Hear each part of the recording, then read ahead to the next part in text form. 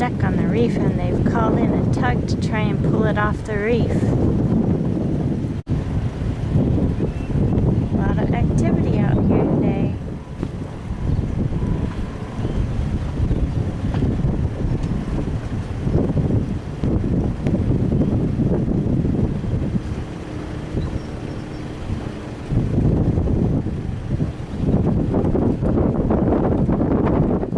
Unfortunately, this boat never got pulled off the reef.